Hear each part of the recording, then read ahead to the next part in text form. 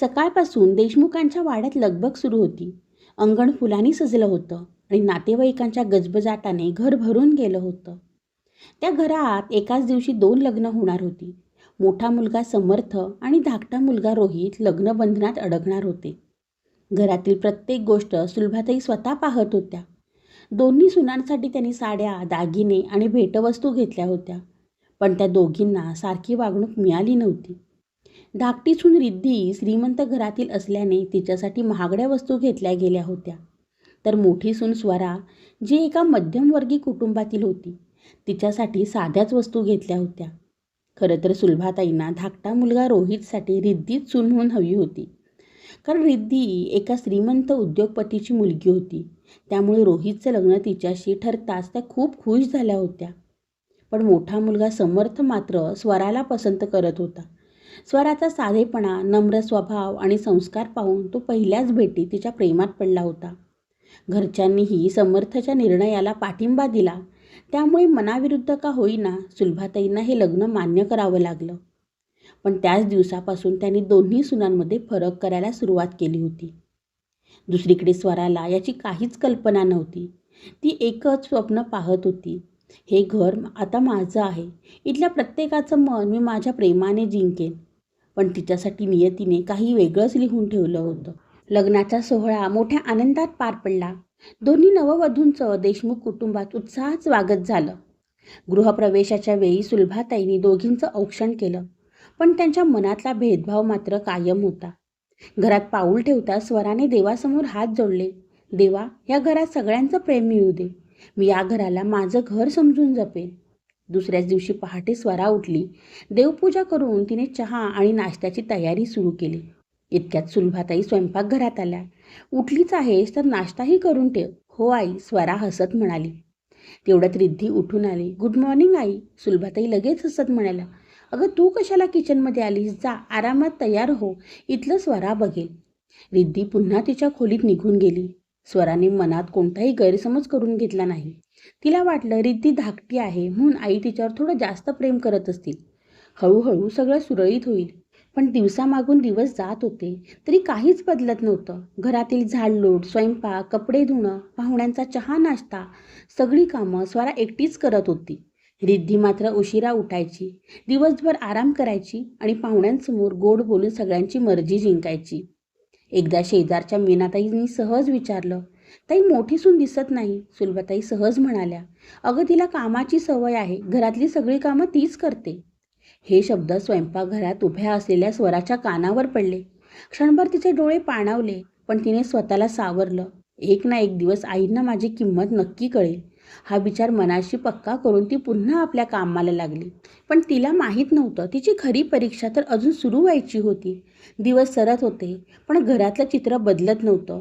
आता तर स्वराने घरातली सगळी जबाबदारी स्वतःहून स्वीकारली होती. पहाटे 5 वाजता उठून देवपूजा, चहा, नाश्ता, डबे, दुपारचा स्वयंपाक, घराची साफसफाई, कपडे. रात्री सगळे झोपल्यावरच तिला स्वतःसाठी 2 क्षण मिळायचे. समर्थ सकाळी लवकर ऑफिसला जायचा आणि रात्री उशिरा घरी यायचा. त्यामुळे घरात काय चालतं याची त्याला काहीच कल्पना नव्हती. स्वरा मात्र त्याच्यासमोर नेहमी हसतमुख राहायची. त्याला उगाच आईबद्दल वाईट वाटायला नको असा विचार करून ती सगळं मनातच ठेवायची. एका रविवारी सकाळी घरात काही नातेवाईक जेवायला येणार होते. स्वरा पहाटेपासूनच तयारीला लागली होती. पुरणपोळी, भाजी, आमटी, भात, गोडधोड सगळं ती एकटीच करत होती. रिद्धी मात्र अजूनही तिच्या खोलीत आराम करत होती. सुलभाताईंनीही तिला काहीच सांगितलं नाही. दुपारी पाहुणे आले. सगळ्यांनी जेवणाचं खूप कौतुक केलं. सुलभाताई, जेवण तर अप्रतिम झालं, एक काकू म्हणाल्या. सुलभाताई लगेच हसत म्हणाल्या, अहो, आमच्या रिद्धीने मेन्यू सुचवला होता. तिला अशा गोष्टींची खूप आवड आहे. हे ऐकता स्वराच्या हातातलं ताट थरथरलं. सकाळपासून एकटीने कष्ट करूनही श्रेय दुसऱ्यालाच मिळत होतं. तरीही तिने शांतपणे पाणी वाढणं सुरूच ठेवलं. पाहुणे गेल्यावर ती स्वयंपाकघर आवरत होती. तेवढ्यात रिद्धी आत आली. वहिनी, माझ्या खोलीत ज्यूस आणून द्याल का? आणि हो, थोडे ड्रायफ्रूट्सही घेऊन या. स्वराने हसत मान हलवली. तेवढ्यात दारात उभ्या असलेल्या शेजारच्या मीनाताईंनी हे सगळं पाहिलं. त्यांना राहवलं नाही. त्या सुलभाताईंना म्हणाल्या, ताई, मोठी सून दिवसभर राबते आणि धाकटी तिच्याकडून कामं करून घेते. हे बरोबर वाटतं का तुम्हाला?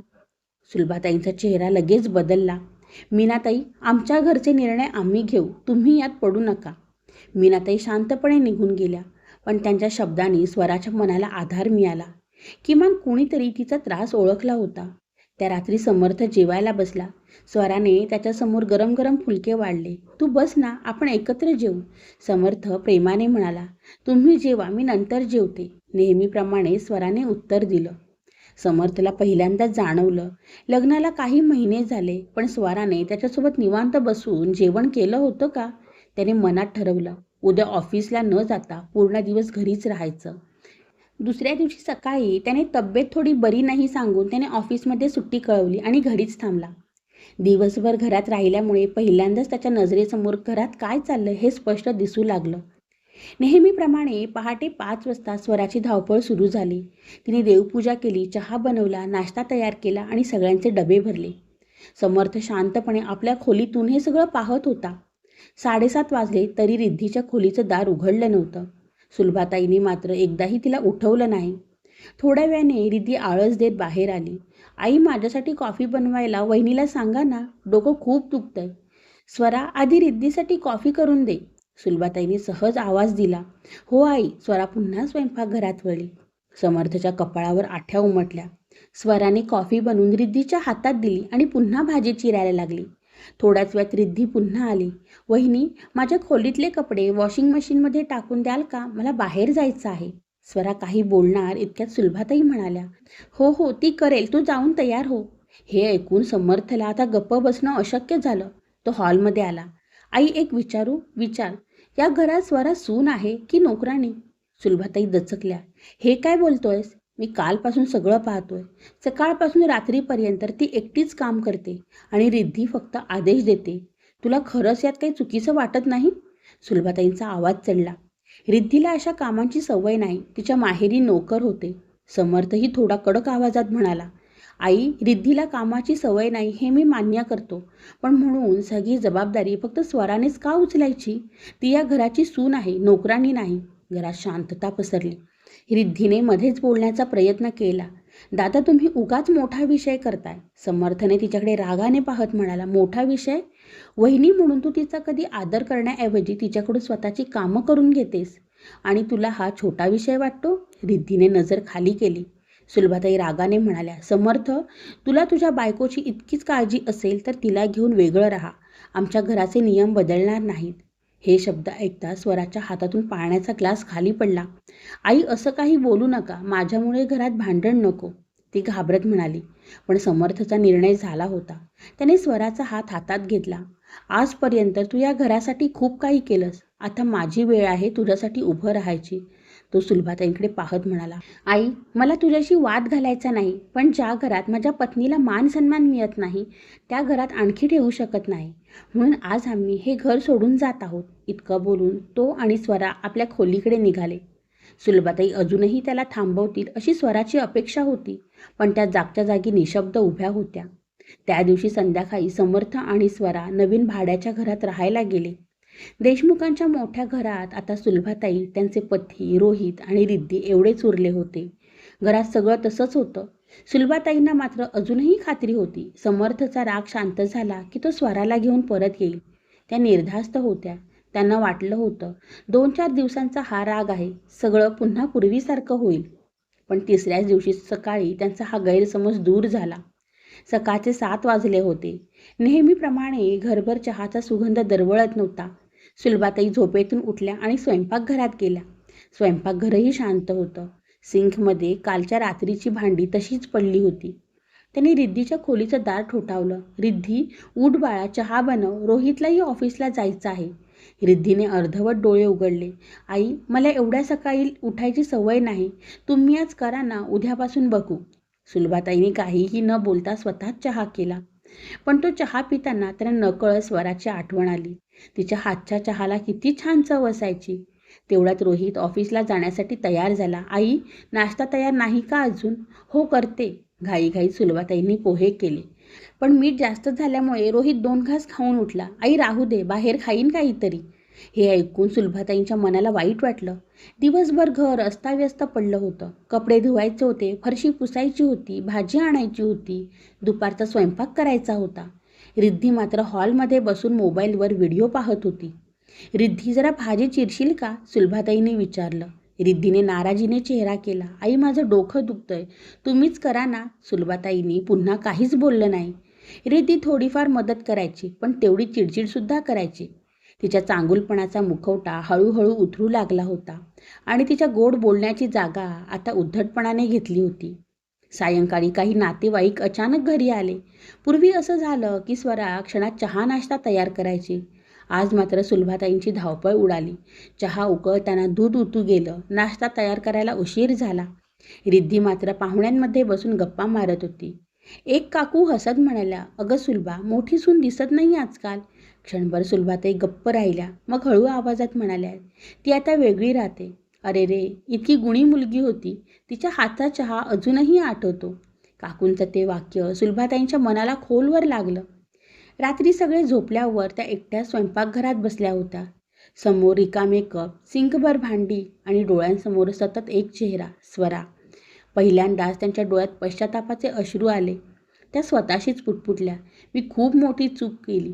श्रीमंती पाहिली आणि माणुसकी ओळखलीच नाही. पण फक्त चूक मान्य केल्याने नाती जुळत नाहीत. त्यासाठी मनापासून माफी मागावी लागते. दुसऱ्या दिवशी सकाळी सुलभाताईंनी एक निर्णय घेतला. आज मला स्वराला भेटायचं आहे. रोहितने तिच्या चेहऱ्याकडे पाहिलं. आई, खरंच जाणार आहेस का? सुलभाताईंनी शांतपणे मान हलवली. हो, उशीर झाला आहे, पण अजून वेळ हातातून गेलेली नाही. समर्थ आणि स्वरा त्यांच्या छोट्याशा भाड्याच्या घरात सुखाने राहत होते. घर मोठं नव्हतं, पण त्या घरात शांतता होती, आदर होता आणि प्रेम होतं. इतक्यात दरवाजाची बेल वाजली. स्वराने दरवाजा उघडला. दारात सुलभाताई उभ्या होत्या. त्यांना पाहताच स्वराला क्षणभर आश्चर्य वाटलं. आई, तुम्ही आत येऊ का गं? त्यांच्या आवाजातला मावळपणा स्वराने पहिल्यांदाच अनुभवला. या ना. स्वराने आदराने त्यांना आत बसवलं. तेवढ्या समर्थही बाहेर आला. आई, तू अचानक? सुलभाताई काही क्षण दोघांकडे पाहिलं आणि पुढच्या क्षणी त्यांच्या डोळ्यातून अश्रू वाहू लागले. स्वरा, मला माफ कर. हे शब्द ऐकताच स्वरा आणि समर्थ दोघेही स्तब्ध झाले. मी तुझ्यावर खूप अन्याय केला. तू या घरासाठी जीव तोडून काम केलंस, पण मी कधीच तुझं कौतुक केलं नाही. उलट तुलाच नेहमी कमी लेखलं. सुलभाताईंचा आवाज थरथरत होता. मला वाटायचं पैसा म्हणजे सगळं आहे, पण तू घर सोडलंस तेव्हा समजलं की घर चालतं ते प्रेमाने, कष्टाने आणि माणुसकीने. त्यांनी पुढे होत स्वराचे दोन्ही हात हातात घेतले. माझ्या चुका सुधारायची मला एक संधी देशील का? स्वराच्या डोळ्यातही अश्रू आले. ती काही क्षण शांत राहिली, मग हळूच म्हणाली, आई, तुमच्या जागी दुसरं कोणी असतं तर कदाचित मी विसरू शकले नसते, पण तुम्ही माझ्या आईसारख्याच आहात. राग धरून मला काही मिळणार नाही. हे ऐकताच सुलभाताई रडू लागल्या. समर्थच्या चेहऱ्यावरही समाधान दिसत होतं. त्या दिवशी सुलभाताईंनी दोघांना घरी परत येण्याचा आग्रह केला, पण यावेळी समर्थने शांतपणे म्हणाला, आई, आम्ही नक्की येऊ, पण एक अट आहे. काय अट? या घरात पुन्हा कधीही कोणाचे मोजमाप पैशाने होणार नाही. दोन्ही सुना तुमच्यासाठी सारख्याच असतील. सुलभाताईंनी क्षणाचाही विलंब न लावता उत्तर दिलं, मी वचन देते. आता समर्थ आणि स्वरा पुन्हा देशमुखांच्या घरी आले. यावेळी सुलभाताईंनी स्वराचे दारात प्रेमाने औक्षण केले. रिद्धीलाही स्वतःची चूक समजली होती. ती स्वराजवळ आलीने म्हणाली, वहिनी, मला माफ करा. मी तुमच्याशी खूप चुकीचं वागले. स्वराने हसत तिचा हात हातात घेतला. नाती जपायची असतील तर भूतकाळ विसरावाच लागतो. रिद्धीच्या डोळ्यातही पाणी आलं. त्या दिवसानंतर देशमुखांच्या घरात कधीही श्रीमंती गरिबीचा विषय निघाला नाही.